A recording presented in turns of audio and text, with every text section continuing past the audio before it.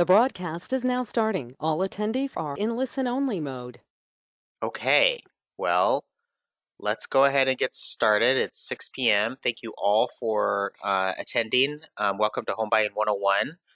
And before I go any further, let me just make sure, can you hear me and see my screen? See the little knit house? If you could type into questions, yes, you can hear me. That would be great. And you can see me. All right, good. I got a yes. I take that as a positive sign. All right, well, let's get started. My name is Eric Hoffman. I am the homeownership outreach person at VHFA, which is a local housing finance agency. We pump money into the area to promote, to help people to buy their first home, but also we do a lot of development as well. And tonight, I'm going to be talking about the basics of home buying. And I'm going to be joined by two real estate professionals in the area, in the state here, who are going to help us to understand the home buying process and the programs that are available out there. First, Henry Ratcliffe, who's a mortgage loan officer with CMG Home Loan. Henry, hi. Do you want to introduce yourself? Hey, Eric. Thanks so very much. I'm with CMG Home Loans, located in South Burlington. I live in Jericho. I've been originating mortgages for 25 years and really have enjoyed my partnership with VHFA, which offers a great opportunity for first-time home buyers. And thanks for the opportunity to join you this evening. Sure. So Henry's going to answer our questions from a lender perspective, and Darcy Handy from Remax is here as well, and she's a realtor. And hi, Darcy. Go ahead and introduce yourself. Hi, Eric. Thank you so much. So my name is Darcy Handy. I'm a Remax North Professionals. I have a team there known as Elite Real Estate Partners. I've been in real estate for 5 years now, born and raised in Vermont. So I'm a local and I know the area very well. Awesome. Well, thank you both for being here, and we're going to be calling on you often to lend your expertise about how to navigate the home buying process to be successful home buyers. Okay, so um, today we're really going to be focused on these 5 things. The home buying process from start to finish. We're going to really focus on that, but we're also going to talk about how to qualify for a mortgage, how to effectively work with a lender and a realtor, and how they can help you through the process, how VHFA can help, and where to get started. So those are the 5 things we'll really be focused on. So what I want to do is get to know you a little bit. So I wanted to just throw a poll out there to the audience and say, okay, can you just answer this question? Are you a first-time home buyer? I want to see who's out there tonight. Right now we have about 26 attendees.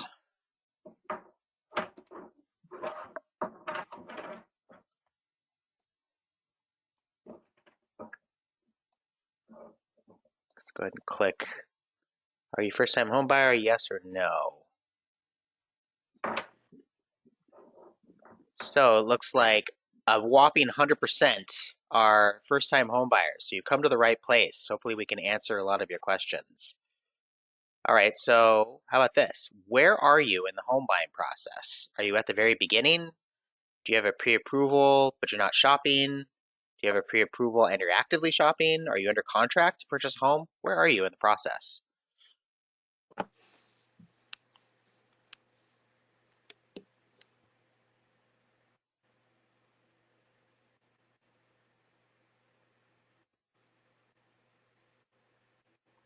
So a whopping 90% are at the very beginning. Good. That's what I like to see, because that's exactly what this is really geared toward. There are a couple of you out there that have a pre-approval, and that's fine. We're going to be able to answer questions for you as well.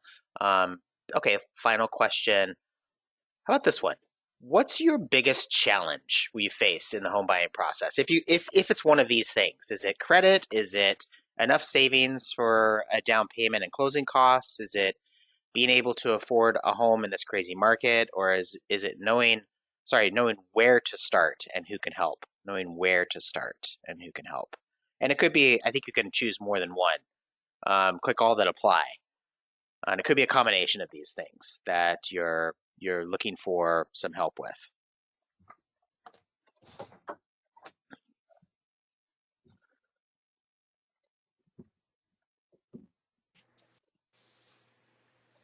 All right, it's pretty balanced, right? So about 62% of you said enough savings for down payment and closing costs. All right, well, we'll talk about some ways to bring down the closing costs, the down payment, some assistance programs that are out there. Looks like about 50% of you said being able to afford a home in this crazy market, right? Knowing where to start and who can help, and just a few of you said credit was an issue too. So, okay, so we'll hopefully we can answer a lot of these questions for you tonight. So first and foremost, I think I like to start here always, right? It's a competitive market for home buyers today, right? And that's good news for home owners, but that means it's challenging for home buyers who are looking to get their foot in the door. And we hear all the doom and gloom out there about the market, the home buyer market, but this is actually a good place where I like to start and bring in Darcy and say, what are you seeing in the market today for buyers and especially first-time home buyers, Darcy? Well, I think there's a lot of opportunities. I work with first-time home buyers all the time, very successful. And I like to tell them to plan on realistically, probably expecting to write 4 to 6 offers before we actually get one under contract. However, we could get lucky on the first one. Really depends, but we need to set some priorities. We need to go in there with a budget. You need to work with a trusted agent, someone who has a good reputation, who's good at negotiations, and really be open-minded to the different areas and different potentials. Locations matter, be prepared for cost. But in terms of like market conditions, I think anything's possible right now. And it's very reasonable to expect that you can definitely get a home under contract.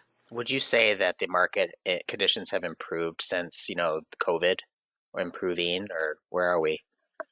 I think it's definitely shifting. Okay. Yes, I've definitely been there. But just, it's not a buyer's market, right?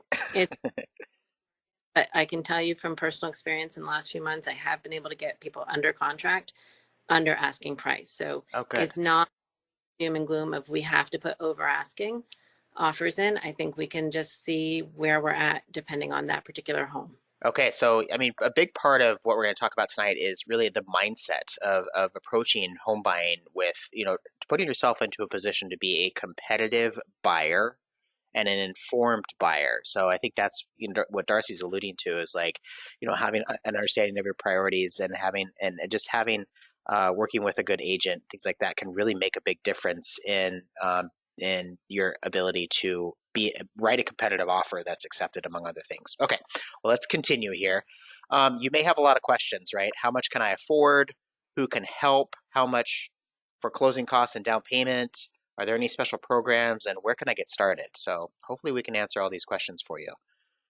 When it comes to the home purchase process, I think this is something that I like to give people a global view of, right? So let's really take a 10,000 foot view of the home purchase process from start to finish, just because some of you might not be familiar with this. So if you think of it like a board game, right? Let's start at the left-hand side here. Really the first place to start is to get a pre-approval from a bank or a credit union or a mortgage company. And that's really the first place that you want to start in the home buying process. After that, then you could find a realtor and go shopping. And then once you find the home, and that could take some time, but when you actually do find the home, you put an offer in, the offer is accepted by the seller, then you and the seller sign what's called a purchase and sale agreement. And that's the contract between you and the seller where the seller agrees to take the home off of the market for a certain period of time and give you a chance to really put the deal together, right? To secure the loan financing, the money that you're going to need to buy the home, maybe have an inspection done, some other things that need to be done before the actual closing date. So after the purchase and sales agreement is signed by the parties, what you see underneath that little circle there is that you, the buyer, are expected to put a deposit down. And that's usually between 1% and 3% of the purchase price. And that means like if you're buying a $300,000 home and you're going to put 3% of a deposit, you're going to give the seller a deposit of 3%. Then that's going to be a $9,000 deposit if my math is right. So this is where I like to bring Darcy back in, and Henry, you'll have a chance to talk. Don't worry. But I want to bring Darcy in and say people might have a question like, is this deposit always 3%? Is it negotiable? Like, what do you generally tell people? I don't actually go in there and say that it's a specific percent. I think it's based on what that person, what my client can afford. And I also think on how aggressive do we need to be. So it's often a conversation that we have when we're sitting down to do a purchase and sales agreement. You know, how much money do you have that's liquid right now? Because when you're putting down an earnest money deposit, you have to have those funds available within the next 5 days. So do you have $5,000? Do you have $3,000? What amount of money do you have that you can come up with right then and there in the next 5 days? And then how aggressive do we want to be with that offer? Because if we have a multiple offer situation, obviously, if we can put more money down with that earnest money deposit, it's going to be a stronger, more serious looking offer per se. So I don't always go in and say a 1%, 3%, 5%. In my mind, it's more so let's have a conversation and see where we can go on this kind of sliding scale in my mind. Okay, and then does that money, that deposit is refundable as well, correct? So that money it's held in the listing agent's earnest money escrow account until closing, and then it's applied towards the total amount that is due at closing. Okay, so a buyer then is basically paying for a portion of the closing costs and down payment kind of ahead of time, as you know, the deposit is applied to those things more or less. Yes, it's good faith that this buyer is serious about that property, Okay. and they want to purchase it. So they're going to go through the steps towards closing, and that's what the earnest money deposit is for. Okay, awesome. Okay, so after you sign the purchase and sales agreement, then the next step is to let the lender know. Let the bank or credit union or mortgage company that you're working with know. If you're working with Henry, then you would let Henry know, and that's when you would start the formal loan application process.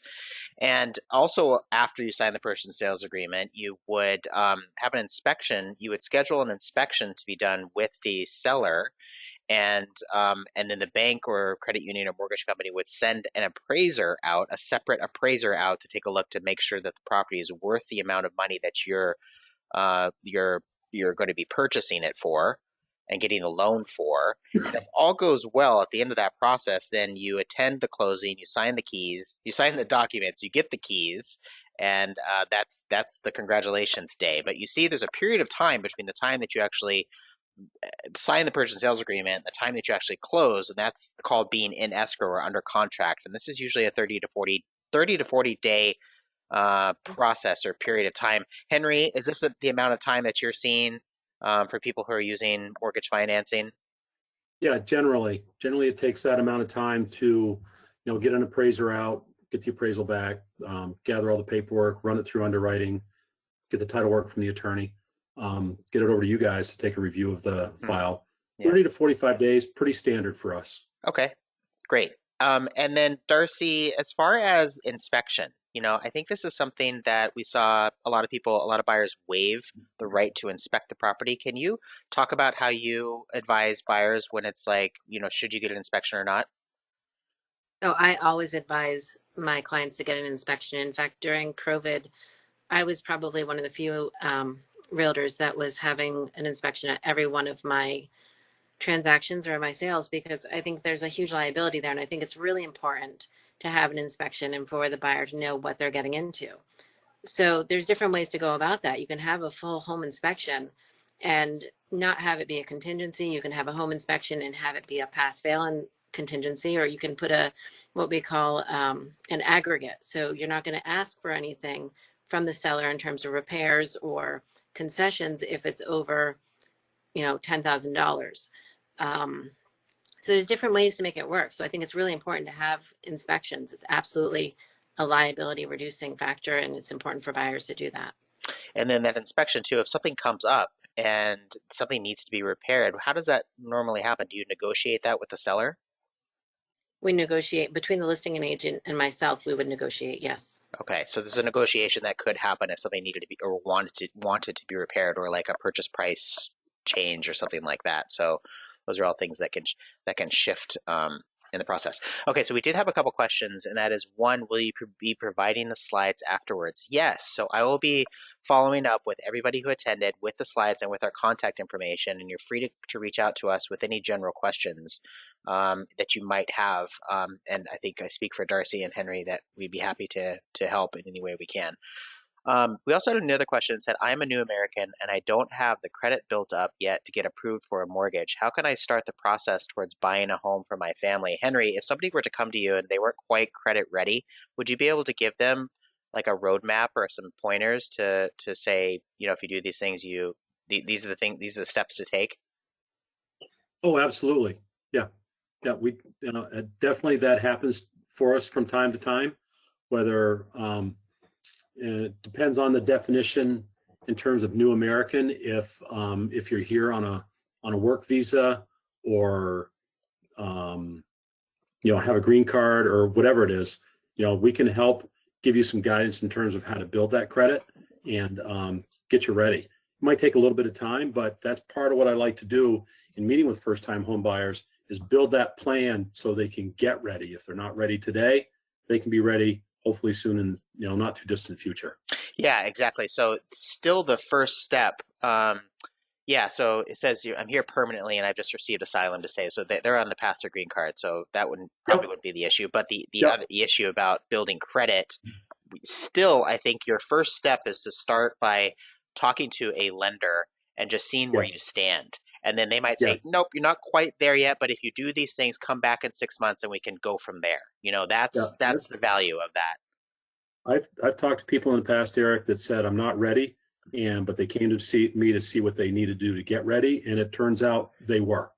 Okay, So awesome. it pays to talk to somebody like myself to see where they stand and what they would need to do for next steps. So that is a great segue into getting started. And I think we say shopping is the exciting part, right? Everybody's been to Zillow and to Realtor and to Trulia, but really you have no real sense of where you stand as far as how much money you can afford to borrow or whether you qualify for a mortgage until you sit down with somebody from a bank or credit union or a mortgage company and ask about getting a pre-approval. So one of the questions that I like to bring up and ask, and actually I asked Darcy, is what is the benefit, or do you see a benefit for people to work with a local bank, credit union, or mortgage company versus somebody who is getting a pre-approval through, let's say, Rocket Mortgage or an online mortgage? Is there a benefit to going local? 100%. From my experience, and I sell on average 45 to 50 homes a year. My experience, the clients that I've worked with, whether it's on the listing side or the selling side, who have attempted to use a national place like Mr. Cooper or Rocket Mortgage or so forth, we have not gotten to the closing table. So I 100%, if I see somebody come in with one of those banks, I try to guide them to a local lender. And most of the time I have to, legally I have to give 3 names, but 99% of them go with Henry, to be honest with you. So in full disclosure, I think that it's really important to work with a local bank. It's somebody here that knows the market, that knows the areas. It's somebody you can reach out to who's probably going to be at that level. It's just really, really important. Okay, great. So we have a couple other questions, and one said, "Can I talk with you, Henry?" And I'm gonna say yes. So, Oh, yeah. and there are a couple more questions here we'll get to in the course of these slides. So, what is the pre-approval? What does that really look like? I wish I had a sample of it right here, but really, it's a letter that you issue, the lender issues, and it says, congratulations, you're approved to borrow up to $300,000 as long as these conditions are met, right? And this is really what a real estate agent or a seller generally require before you can make an offer. So these are good for up to 60 to 90 days, but they may always be renewed. But renewing them might require an additional credit pull. So ask your lender or real estate agent for the best time to renew. So don't worry, you can always get a pre-approval letter. And even if you don't find a home within 60 to 90 days or however long that approval letter is good for, it can always be renewed, and it can even lapse, and you can still be out there in the market having a general sense of what you can afford. And so, Darcy, I say that real estate agents won't allow people to make offers without a pre-approval, but would you meet with somebody before they have a pre-approval and just give them some general ideas or maybe refer them to a lender? Absolutely. I think we do that all the time. It's part of the buying process. It's the first step. Let's have a conversation, and then I can guide you and recommend a lender and go from there. So 100%, let's chat. Okay. And then how long are the like in your in at you at CMG, Henry, how long are the pre-approvals good for? Well, like you said, we it's basically what's in the pre-approval. The credit report is good for 4 months. So don't really need to update the credit report until that's going to expire. I see. Okay. And then any of the other documents that we may collect are also viable for 4 months, whether it's pay stub, that's usually pay stubs and bank statements. So if anything ever changes income wise or savings wise or credit wise, you just want to it really this pre-approval just starts the conversation with you, Henry, and Yep. then after that you can make tweaks as things change. Oh, Okay. I do it all the time. All the time. Yes. Okay. So what do lenders really look at when they're trying to decide what if you qualify for a mortgage? They kind of look at these four things: your credit, your income, your savings, and your debt. So starting with your income, they look to see if you have a history of reliable income that is likely to continue into the foreseeable future. So the type of income can take on a lot of different forms. And really what they're looking for is the minimum requirement for the loan that you're looking at or the program that you're looking at to say, okay, can we count this income? Is it reliable enough? And so it can take on several different forms. It could be, preferably pay stub, right? Something you get every 2 weeks, salary. But it could also be, hourly or seasonal or self-employment or it could be benefits, right? It could be Social Security benefits or spousal benefits or child support, or it could just take on a lot of different forms, and that's something that your lender would help you to understand. This leads into one question: how long does one have to be on the job or working in order for that income to qualify, Henry? It can vary a little bit, Eric, but if someone were to be working on at a position at a company and then get a job offer at maybe a similar company with a increased role and a higher rate of pay, basically all we need is their offer letter, and we're going to be, and we'll follow up with their first pay stub, and we're good to go from there. But then on the flip side, if someone has a gap in their employment where for some reason they were off for an extended period of time, 4 to 6 months, depending on the loan program, we might want to see 30 to 90 days of pay stubs so that we can verify that they're back on the job full time, and that's going to be what you call reliable income. Okay, great. We did have other questions about how to access the first generation homebuyer program and our programs in general. We're going to get to that later on. So a couple of it, but thank you, Henry, for explaining that about income. So as far as sticking with what lenders are looking at to when determining how much of a mortgage you can borrow and if you qualify for a mortgage, lenders will look closely at your gross monthly income. That's how much money you make per month before taxes or any other deductions. And then they will also look closely at the minimum monthly debt payments that you're required to make. So any car payments or any credit cards or student loans or personal loans, they're going to say, okay, how much does this person make per month? How much do you bring in per month, right? And then versus how much money do you have to pay per month for your minimum monthly debt payments? And the more room you have in your budget for a monthly payment, for a monthly mortgage payment, the higher loan you could potentially, the higher mortgage you could potentially borrow. So obviously what you're trying to do right now is show that you make a lot of money and you have very little debt, right? Easier said than done, but that's the name of the game. Yep. And so that's the kind of calculation that you would get if you sat down and talked to a loan officer like Henry, and he would look at the numbers with you to see, how much of a mortgage could you afford to borrow? Do you meet the minimum qualifications? They're also going to look at your credit score, but not just the score, but what's on the report. So having no open collections, no late payments within the last 12 months, open lines of credit, right? Having some sort of established credit history, minimum the minimum requirement, and that varies by program to program.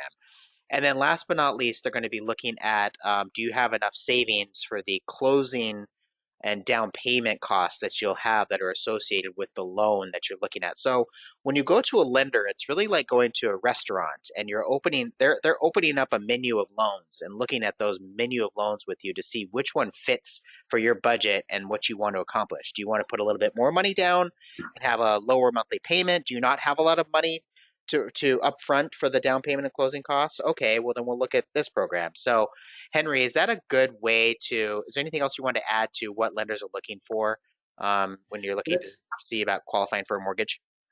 No, that's pretty effective the way you said that, Eric. It's typically, I say, in the perfect world, you're looking for, high income and little to no debt.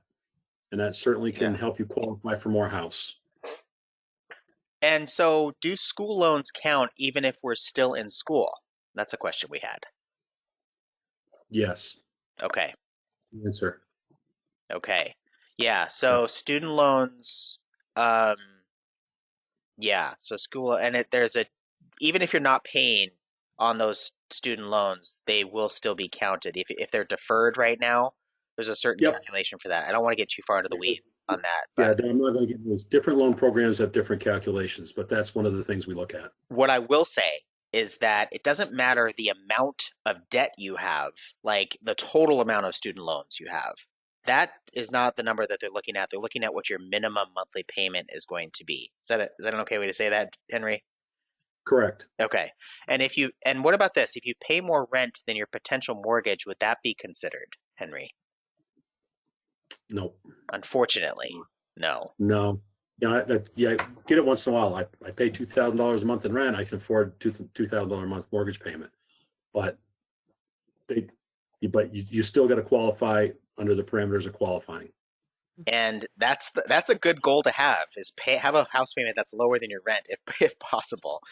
Okay, so just a little bit of basics about home buying. I think that sometimes people don't understand, why do we care so much about the interest rate, right? And so I just want to get into the numbers a little bit here. Let's look at this example. If you got a loan amount of $300,000 and you put 3% down, and it's a 30-year fixed rate loan, then if the interest rate is 6%, then the monthly principal and interest payment is $1,800 in this example, give or take.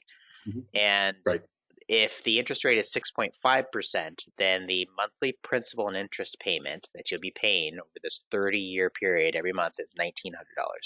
And if the interest rate is 7%, then the monthly principal and interest is about $2,000. So you see there's a difference as the interest rate goes up. So does the monthly payment. But, I think that people get really hyper-focused on the interest rate, Henry, right? And what should people be, is that there's other facets of the loan to look at, right? Right. Interest rate, granted, interest rate's important, but it's just one piece. Other parts of the loan might be, different loan programs would have a different PMI payment with a low down payment. And, the term in terms of how long the loan is for. And remember, that's, we're kind of in a environment of interest rates that we hope are higher than what they're going to be in the future. So there's always the opportunity down the road that if interest rates drop, to refinance and drop that rate down the road. Okay. And another big piece I talk to home buyers about is when you purchase a home, when you buy now, you're going to start building equity through paying down, through amortization, through paying down your principal balance. And as the home appreciates in value, that increases your net worth in the home. Okay. So you build equity. Yeah. You're going to build equity through home ownership. And if I can add to that, home prices are appreciating. They're not going down. They're appreciating every single year. So if we continue to see them go up, and you buy a house, if you see a house this year for $500,000 and that house is going to be $510,000 or $520,000 next year, you're better off buying it this year and refinancing when the rates are lower. Mm-hmm. You're going to pay more next year regardless. So you're not married to the rate, as I tell my clients. You're married to the price point that you're buying the house at. Great. Thank you, guys. Yep. when we talk a little bit more just general education about monthly payment when you become a home buyer, it's more than just the principal and interest payment, right? What goes when you become a home buyer, you're also paying property taxes and homeowners insurance and potentially mortgage insurance. And if you are buying in a condominium or homeowners association, there might be homeowners association dues. So don't worry about the number as much as I'm just giving you a sense of you might maybe the vast majority of the people in the audience tonight are renters, right? So you cut one rent check to the owner. Well, the owner of the property is paying these things in the background. So once you become a property owner, you'll be paying these things. And I guess I'm bringing this up just to give you a sense of this is the number that you'll want to be really comfortable with when you are shopping around or looking at the different loan options. So Henry, if somebody comes to you and you say, congratulations, you could borrow up to, X amount, and that means your house payment's going to be $3,000 per month. And this person's like, whoa, I don't want my house payment to be 3,000. I want it to be $1,800. And Right. can you give them a sense of how much they could afford if they only want to spend a certain amount on their monthly payment?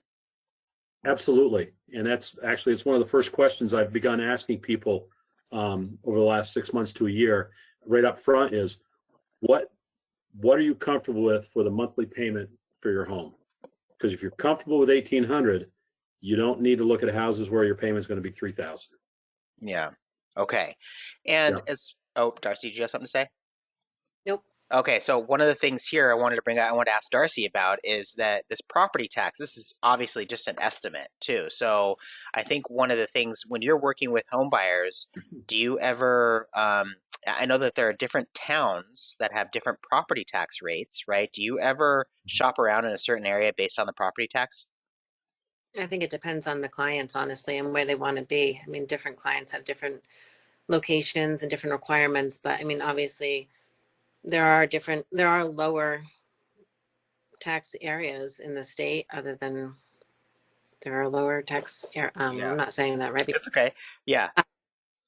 If you go, sometimes by going across a town line, like if you go from Burlington to Colchester, you might be paying less property tax and you could afford to have more purchase power. And that's something that a realtor might be able to help you suss out.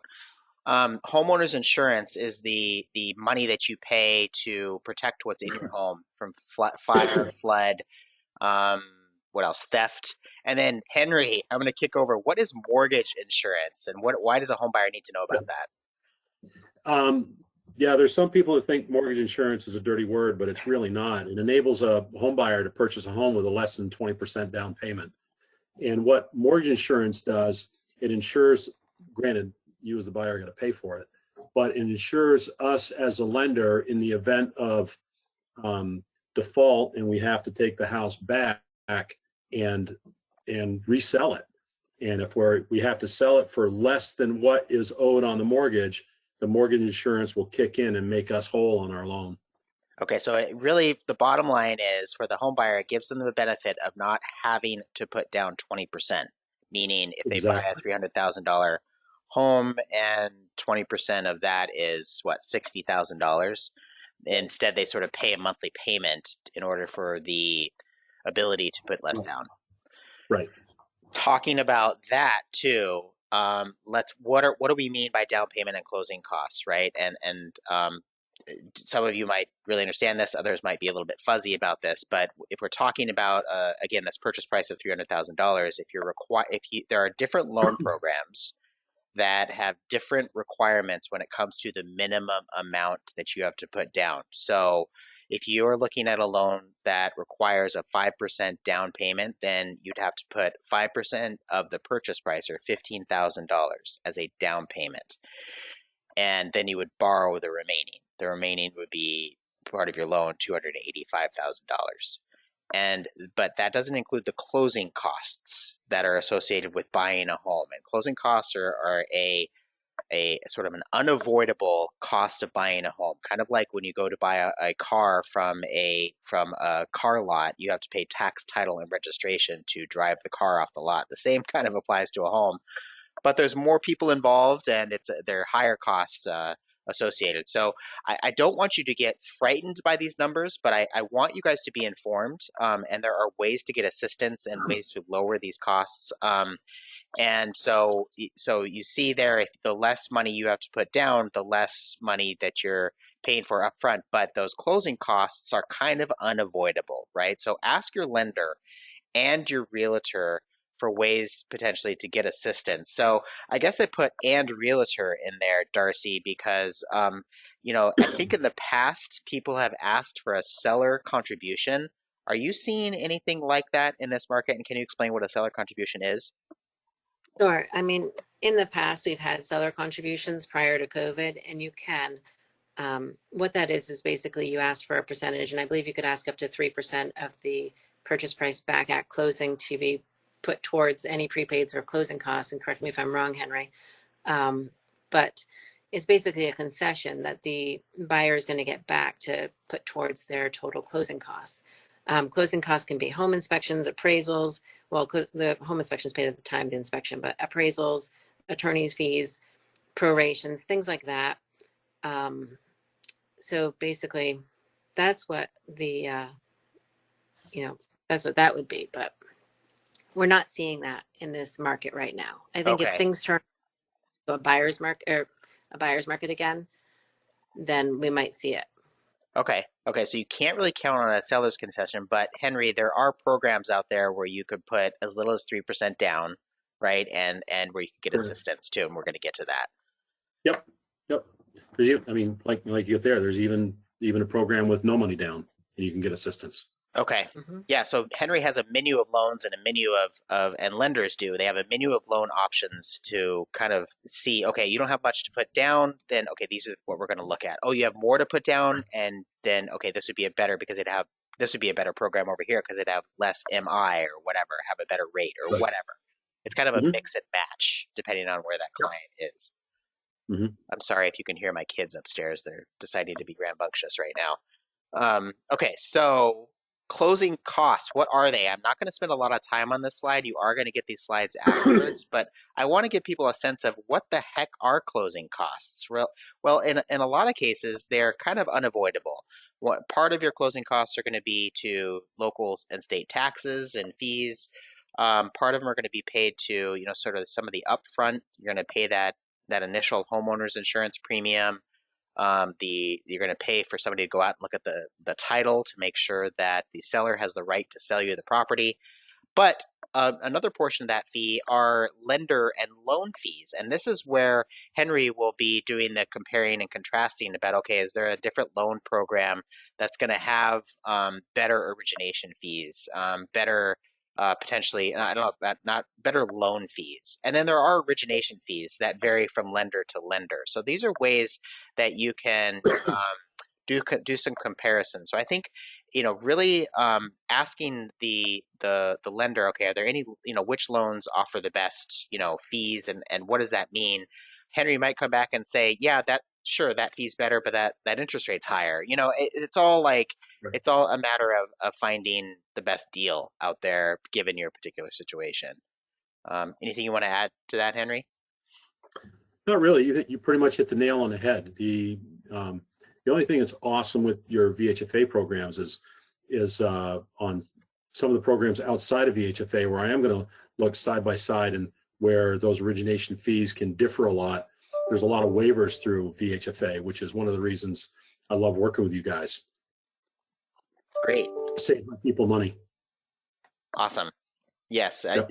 Thank you for touting VHFA. I agree. We have some very competitive interest rates, and we also have some very good programs to help with down payment and closing cost assistance. And what I want to get across here is that it's not just about VHFA. It's about understanding the home buying process. It's about knowing how to do some comparison shopping. It's about all these other things as well. That being said, VHFAs, yes, we potentially have some very good programs for you. What I want to focus on now is when you contact a lender for a pre-approval, one of the things that can be very helpful is really try to meet face-to-face via Zoom or in person with that local lender. Henry, do you meet with people via Zoom ever?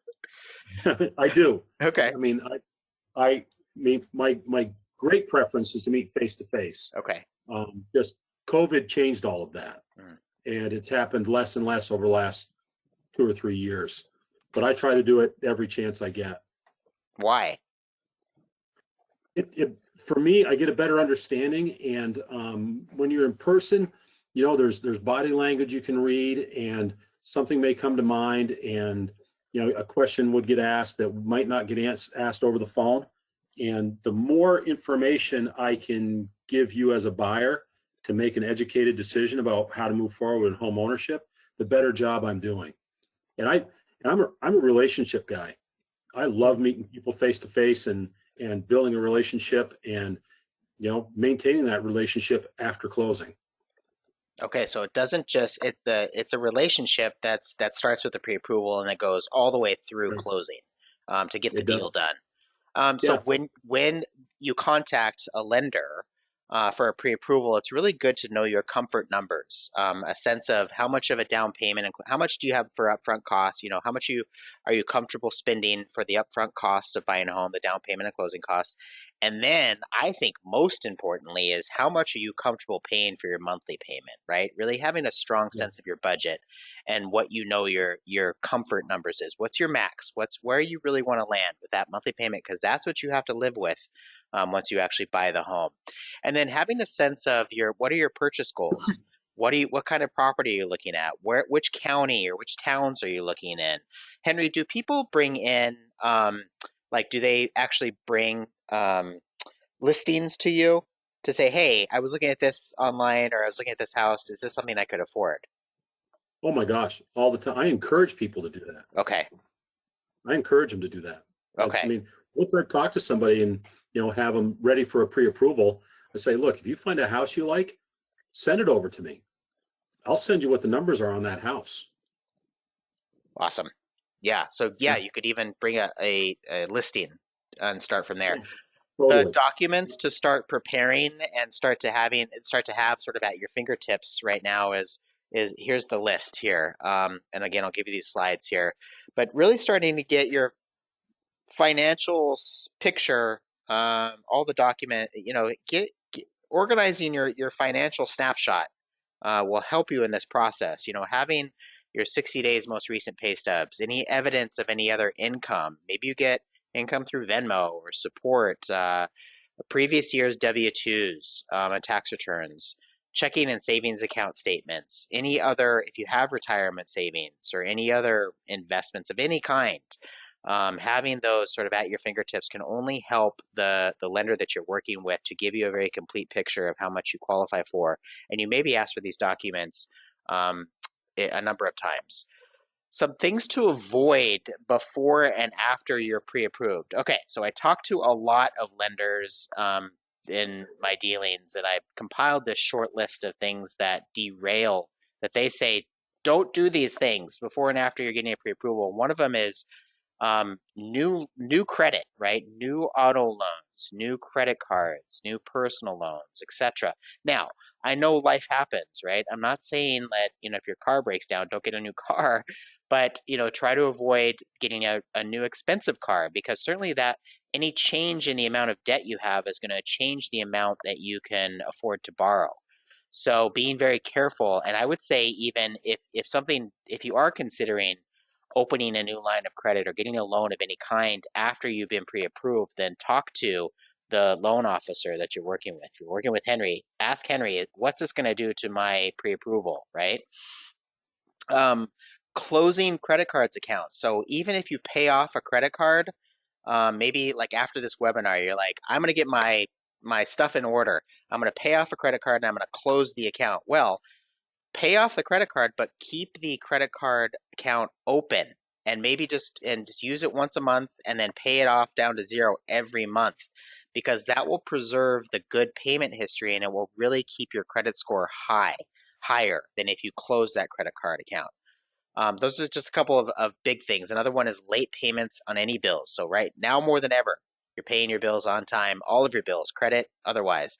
And then last but not least is spending your savings. And Henry, I wanted to check in with you about this and say, here's a common question. Should I pay down all my debt or should I deplete my savings, or should I make sure to keep money in savings, right? And so I always Right. say, going into the home buying process with some cash can really help you through the process, right? So Henry, how do you generally advise people when they're asking these kind of questions? Well, if they're thinking about opening up any new credit or a new car, please, please, please, please talk to me. Definitely pay things on time, and determining whether it's better to pay down some debt or hang on to your savings. Talk to me about that. Everybody's going to be different. They're going to have a different situation. There are situations, some folks might need to pay a little bit of it down and others don't. Yeah. So it just depends on your situation. And it's not intuitive. It just isn't. So Okay.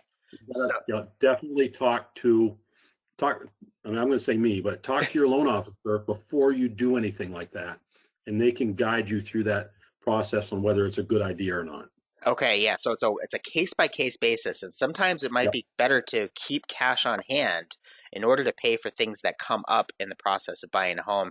Not the least of which having enough for a deposit that can make you a competitive offer, and also having money for down payment and closing costs when the time comes. Okay, so Yep. let's talk about working with a realtor. Okay, so Darcy, there's different types of real estate agents, right? There's buyer's agents and seller's agents. And so let me ask you this question, this easy question. If somebody goes to an open house and they walk through the front door and they see a realtor there, who is that realtor likely working for? They represent the seller. They are known as a listing agent, and so they represent the seller's best interest for that home. Okay, and so the buyer's agent, once somebody gets a buyer's agent, you really protect the buyer's interest, right? Yes, they are specific to that client, to the buyer, negotiating on their behalf and really working for them.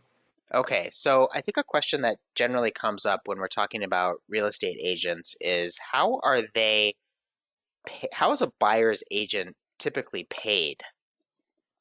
So we're all independent contractors. We do not receive any salaries. We're not paid by the showing. We're not paid by the hour. We are paid at closing. So when we actually sell a house at closing, we are paid from the proceeds prior to what the seller actually receives. Okay, so you're paid basically based on commission if the Yeah. deal gets done. Okay, awesome. I think that's a question that home buyers have, and I wanted to bring that out so that somebody could understand. As a buyer, it can only benefit a buyer to have a real estate agent involved, a realtor involved, because that person can really advocate and represent the best interests of the buyer. The seller's agent is there representing the best interest of the seller. And so when we're talking about how does an agent help, having a real estate agent, a buyer's agent, can help you both before you find a home and also after you find the home to purchase. And how is that? Well, here's the list that I've compiled, and I'll ask Darcy if there's anything I'm missing. But one is, Darcy could be a resource about where to go to apply for a mortgage, right? So you could actually make a referral for a lender. You certainly have a sense of what are the market conditions, where to look potentially for lower property taxes, how to write an offer based on market conditions, based on how competitive this home you're looking at, right? Negotiating the purchase price and any conditions in the agreement that you might have. And last but not least is drafting a fair purchase and sales agreement. Is that a good list, Darcy? I think that that's a great list. I mean, I think we do a lot of different things in terms of just discussing, what you're really looking for, setting up that MLS search so that you're actually getting the listings to you immediately. Because if you go onto realtor.com or Zillow, I mean, sometimes I have clients that send me things, they've been pending for days. So when I set up an MLS search for my clients, as soon as something hits, they're getting an email sent to them, and they're not having to wait to see their Zillow emails or whatnot. So that's one of the benefits. Obviously, I'm going to do a market analysis before we make any offers and let them know whether or not I think their offer is going to be a good one. I'm going to help them make good decisions with home inspectors, obviously connect them with the best lenders that are going to be able to have good relationships with the listing agent, because that's the other key factor. Working with a local lender, they're able to actually contact that listing agent. And I've won deals many times over with multiple offers because my lender has contacted that listing agent and just gone that extra mile. So that's another Hmm. benefit. Hmm. Negotiation is key with the buyer's agent. You really need to have a buyer's agent that knows how to negotiate and who is strong on relationships. If you have somebody who's known in the area, has good Google reviews, or has a really good reputation, that would be the right realtor to choose to work with. Okay, so it's not just about the numbers. It's about relationships, and it's about negotiation. These soft skills are so important to being a successful home buyer. Having the right professionals there helping you to put the deal together, right? So how does an agent help after you sign the P&S, or the purchase and sale agreement? Well, the relationship doesn't end once you actually sign the contract with a realtor. They're there all the way through closing, right? They're there to help you get across the finish line. So they're going to continue to work with the lender. The lender is going to be asking for all sorts of fun stuff in the loan application process. And the realtor is going to be really mindful of the timelines in the purchase and sales agreement, and that the lender, and help the lender to really get what they need. They'll also be there to schedule and attend the inspection with you. Is that right, Darcy? Do you attend the inspection? I attend every single inspection, and they can take 2 to 3 hours, but I am there because I want to see what the inspector is seeing and not just read it from the report. So it's very important to be there. And then negotiating repairs and other requests if it's necessary. But last but not least is just general troubleshooting and problem solving. Again, you're trying to put together a deal essentially, right? So there's always little things that come along. And here's one, is that I talk to lots of realtors, and they say I'm part therapist too. So just providing general guidance, support, and clarity. Everybody you work with is going through some major transition in their life, right, Darcy? That's 100% true. And I have a psychology degree, so I can totally vouch. Oh, I think that's a great combination, actually. Psychology degree to be a realtor. Awesome. They should have that as a prerequisite. I didn't know that. That Yeah, explains a so lot. working with a realtor who has social and emotional intelligence, I think, is something that can be very helpful. So, how do you find an agent? You can ask lenders. So, Henry, can you recommend real estate agents if somebody starts with you? I absolutely. I certainly try to, because I mean, I've been doing this 25 years, and not all agents are equal. Mm-hmm. And I'd rather work with agents that aren't equal. And I'm just going to kind of leave it at that. So yeah, you can ask lenders, ask friends, family, ask that realtor that you're meeting with, what's their experience with first-time home buyers, and ask about their familiarity working with the lender or the loan that you're thinking of using. So really interview them, ask questions, and really look for that good fit. Anything else you want to add to that, Darcy? I think you're going to know when you meet the right person, you're going to have that gut feeling, and you're going to know that that's the person you want to work with, because you're buying the biggest asset in your life. So this is a process. It's going to be stressful. There's going to be ups and downs, and we are going to have highs and lows. But by golly, when I give you that set of keys, like, you're going to cry and you're going to hug me. We're going to take our picture, and it doesn't end at the closing table for me. We are friends, and we're going to hang out, and you're going to come to my house for barbecues. That's the way it works. So I think that that's the way. When you're interviewing and talking to agents, make sure that they have experience, make sure that they're good, that their communication, that they can meet your schedules, that they can show you the house when they want to show you the house. There's all different kinds of, like Henry said, we're not all created equally. We're not all created equally. Do your homework, ask around, do a Google search. I mean, Google speaks volumes. The right agent can make or break your ability to get a house. Absolutely. Because again, it goes to relationships and reputation and who you work with. 100% in this market in Vermont, being a small, state that we are, it really does matter.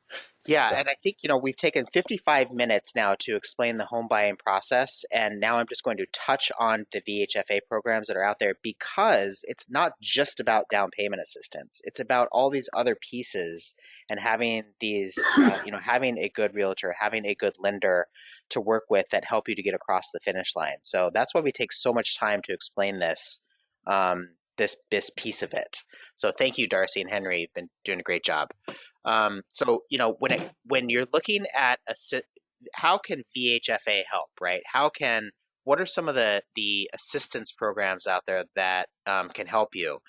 And when it comes to getting a mortgage, what are you really trying to do? You're trying to stretch your buying power and lower your closing costs and down payment, and also have a comfortable monthly payment. And that's really how VHFA can help. We offer programs through eligible banks, through participating local banks, credit unions, and mortgage companies to help you lower your upfront and monthly costs.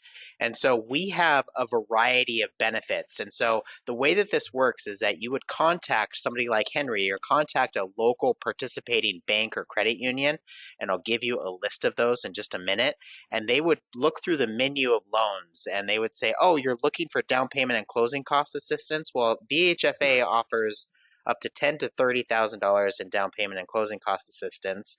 They offer other benefits as well. I think this would be a good fit for you. Okay, and so one of the loan programs that we offer is called VHFA Assist, and this is $10,000 to $15,000 for down payment and closing cost assistance.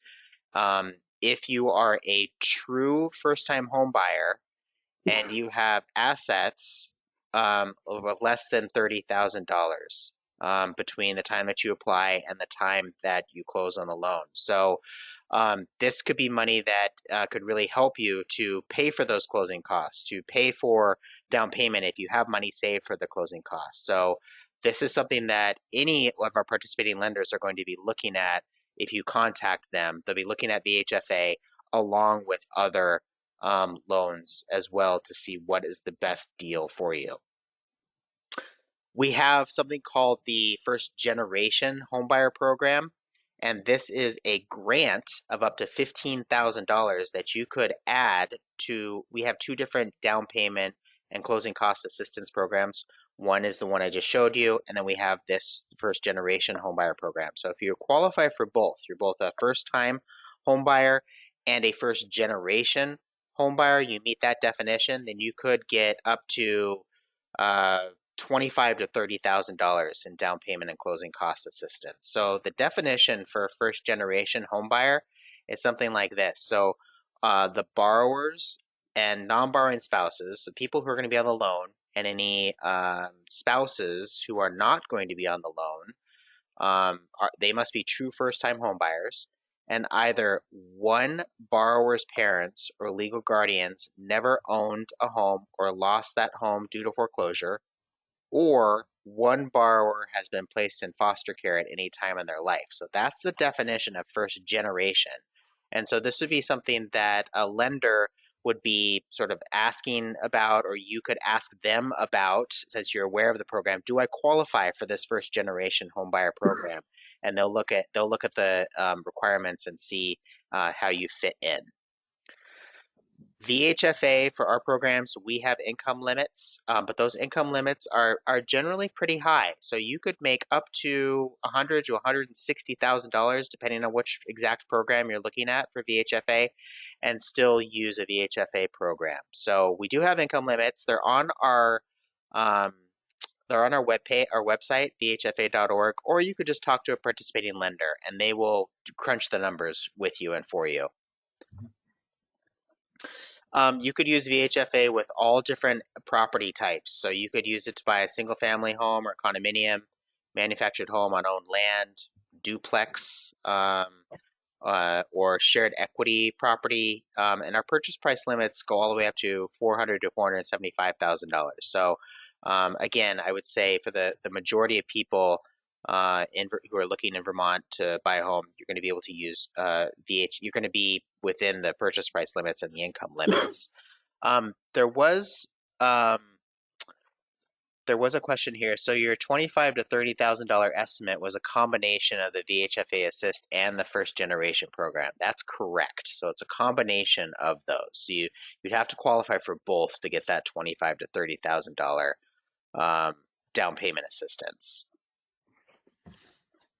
Okay, and so I'm not going to spend a lot of time on duplex purchases, but if you wanted to use VHFA to buy a duplex, that would just be something that you would check with your lender about. So if you met with Henry and you were thinking about buying a duplex, I think one of the first questions would be like, hey, I'm interested in a duplex. Do I qualify? Because there's certain special requirements, like more money down. You have to show that you have more money in savings even after you close. There's some special things that go along with qualifying to buy a duplex. And then manufactured home, if you wanted to use VHFA to buy a manufactured home, it has to be multi-width or larger on owned land of no more than 15 acres. And you could put 0 to 5% down depending on the program, but it has to be 2003 model year or newer or brand new if you're using 0% financing.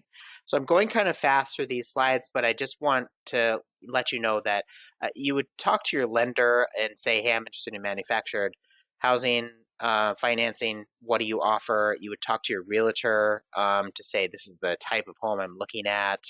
And they would be able to give you more advice about how to put that kind of deal together. And then fixer-uppers too. I did want to spend a minute on these. So some people might be looking in this market. So VHFA doesn't offer loans where you can buy a home and then also borrow some money to fix the home up, called a rehab loan. Henry, do you offer rehab loans or loans like this? Yes, we do. Okay, so you could talk to Henry, you could talk to a lender and say, hey, I'm looking to buy something that's going to need some work. I'm going to possibly get it at a good purchase price, but I need to put some money into it to make it livable or to make some improvements. Darcy, when somebody is looking at a fixer-upper, how do you generally advise a first-time home buyer? Well, it depends in terms of like the actual level of condition of the home. I mean, if it's really terrible and it's a true fixer-upper, I probably would steer them more in the direction of going towards something that's more move-in ready, just because of the commitment of it being a fixer-upper and it being their first-time home. Not to say that there aren't some that you could, buy and it'd be perfectly fine and have some really great equity in. But there's definitely some health issues there, and sometimes there's major structural issues too that could be a problem. So having an inspection would be key. Mm-hmm. Okay, and then there are minimum requirements that a home has to meet in order for somebody to actually get a mortgage on it. So Henry also is going to be, or the lender that you're working with is also going to be concerned with does the home meet certain minimum requirements too. And so that's something that a good realtor can really be handy and say, hey, this is almost a deal that's too good to be true, right? We've got a major septic issue that's just going to be, that's not going to make this something where you're going to be able to get financing on it or something like that too. And so that can be something where a realtor can be very valuable to help you understand exactly what you're purchasing. Right. Whoops. Whoa. What happened to sorry. There we go. Okay. And so purchasing new construction, again, Henry, does CMG offer new construction loans? We don't. Okay. No, we don't have that here in Vermont. So that's one area that we don't have. Okay. So again, it's the same process. You still would start with a lender to say, hey, if I wanted to do new construction, what would my options be for financing? And if you're not if you need a lender to work with, you could talk to your realtor and vice versa. So you could use a realtor in a new construction product. Mm-hmm. Okay, so I'm kind of speeding through this last part because we're a little bit over, but we're onto the very last few slides here. And basically, I just want to help people understand where to get started. So if you wanted to go to a VHFA participating lender, then you could go to our webpage at vhfa.org/homebuyers/lenders. And that's going to give you a list of about 20 different lenders there. CMG is right there near the top, and they're a great lender. And but we have several across the state. Many of these will. Henry, can I ask you this? Do you work with people across the state of Vermont? Yes. Okay, so it's Yeah. not Licensed just for the not state of Vermont. okay. I'm Um, personally licensed for the state of Vermont. yeah, and so you Yep. just let the lender know that you're interested in exploring VHFA as one of your options. I want you guys to get the best deal out there. So, but this is a good list of reputable lenders, local lenders. And if you're not ready to meet with a lender because maybe you have some credit issues, or you just you've been to a lender and you just don't have enough you need to stretch your buying power. You need some more special assistance.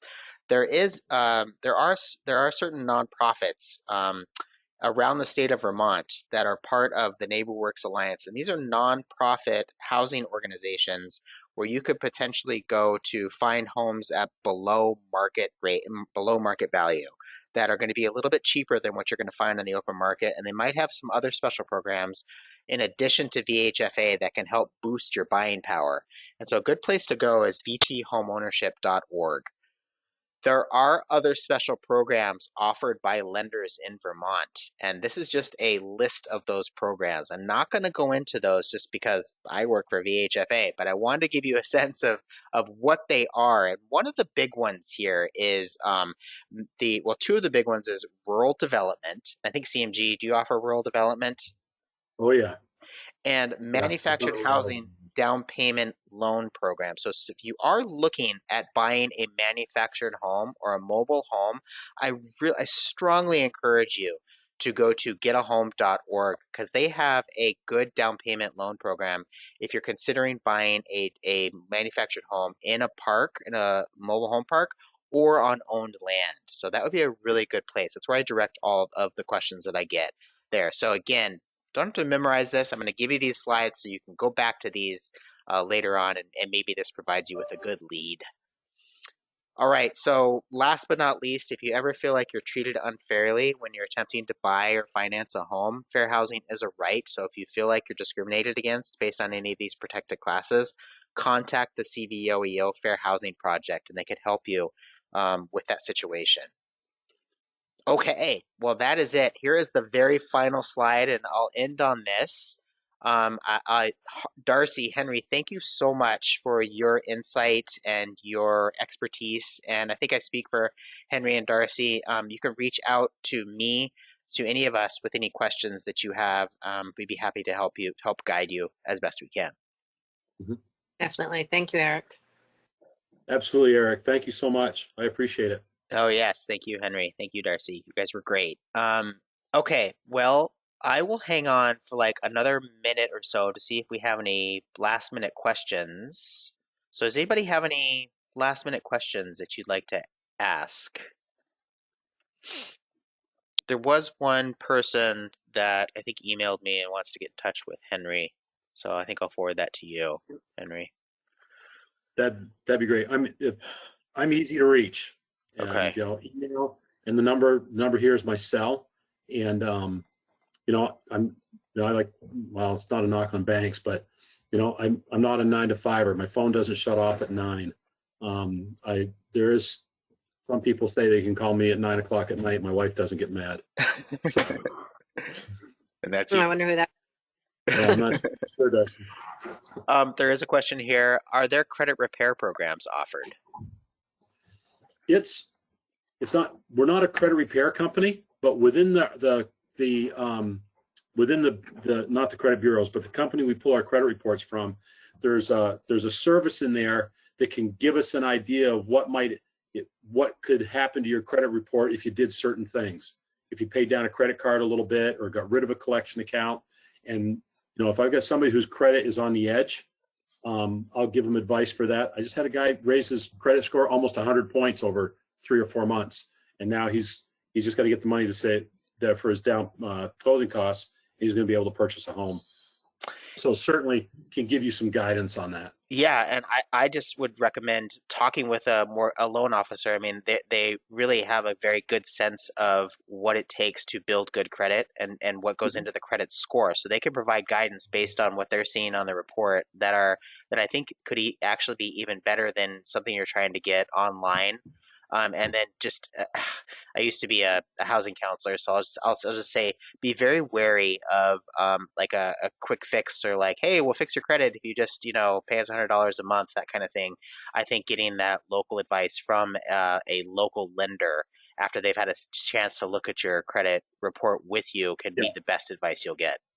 Yeah. In my experience, Eric, those companies you're talking about can get you in deeper rather than helping you out. And so, what is the minimum credit score? Well, for us outside of VHFA, minimum credit score on an FHA loan is 580, and that's pretty low. And minimum credit score on a conventional loan is 620. Okay, there you go. Okay, so where can we find info on different towns? Darcy, this is one for you, or maybe Henry. Where can we find info on different towns' property taxes, and is there an easy way to find out which towns different VHFA lenders work in? So I'll take the first one. Where can we find information on different towns' property taxes? There's a website. I'd have to look it up for you, Eric. But maybe that's something that I can send to you, and then you could forward it out. Okay. But there, you know it off the top of your head, Henry? I don't know the website. I think there's something on the state of Vermont's website which references the educational tax rate. But I usually go to usually the town clerk's website for each town, and you can dig around there a little bit, and virtually every single one of them will have the property tax rate for the town. Yeah. Burlington is one of the highest in the state, and like Colchester is much lower. Winooski's higher. I don't know. I could start naming them off. I won't even go down that road. I know the ones that I see that are traditionally high, and some others I see that are low. Very low. And I think that we need to take into consideration is when you're looking at a listing, if it has, a tax rate, you need to look at the tax bill, because sometimes the tax bill isn't rate, which means, that seller, maybe, for instance, one of my clients failed to notice that she didn't do her homestead filing last year. So she actually is paying twice as much this year in taxes than she did last year. Well, this year she'll file, and when she sells her condo, those buyers will take on the new rate and the lower taxes. However, when you're buying a house specifically after April 1st, you're inheriting that tax bill. So make sure you're looking at that, and whether it's a homestead rate or non-homestead rate, that's really key. Okay, yeah, and this is great. I think that people are like, homestead rate. So what's the bottom line? If you have a question about taxes, talk to your realtor. Right? Is that what you're going to say, Darcy? Well, the homestead rate is basically if you buy your house on or before April 1st. I want to say it's before, because I remember closing on a house on March 31st, and he went and he filed right there. But basically, you have to file a form with your CPA usually, or with your taxes by April 1st, stating that that is going to be your home, your full-time home. And as long as it's in by April 1st, you get what is called the homestead rate, which is a lesser rate of taxes than if it was not your homestead, like a secondary home, vacation home, a rental property, whatever it's going to be, that's taxed at a higher rate. So if this is going to be your primary, you want to make sure that you're filing, if you purchase it before April 1st, a homestead declaration. And in doing so, if you qualify, the state offers what is called a prebate. The prebate is actually, a reduction in your taxes, so you can actually pay less. And that's a whole nother discussion that Henry and I have as well.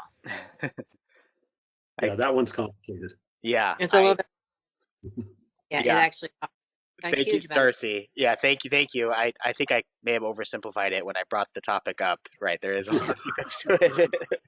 So, okay. So, is there an easy way to find out which towns different VHFA lenders work in? Not really, unfortunately, on our website. That is something we're working on actually to see. Eric, if I'm going to put a plug for myself, because I'm cover the state of Vermont. Yeah, I can handle a VHFA loan in any town in Vermont.